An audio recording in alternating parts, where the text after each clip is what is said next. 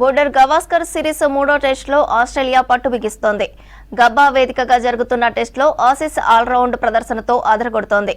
Australia బ్యాటర్లు పరుగులు వరద పారిస్తే బౌలర్లు భారత టాప్ ఆర్డర్ను కుప్పకొల్చారు. దీంతో మూడో రోజు ఆట ముగిసే సమయానికి ఫస్ట్ ఇన్నింగ్స్లో భారత్ 4 వికెట్లు కోల్పోయి 51 పరుగులు చేసింది. మరో 394 పరుగులు వెనకబడి ఉంది టీమిండియా.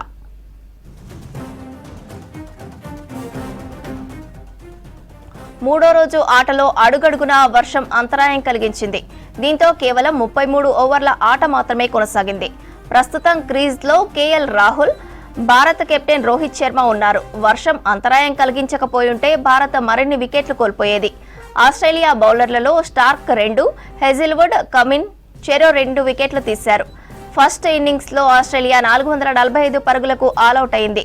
బుమ్రా 6, సిరాజ్ 2 వికెట్లు తీశారు. ఆకాశ్దీప్, నితీష్ రెడ్డి తలో వికెట్ దక్కించుకున్నారు.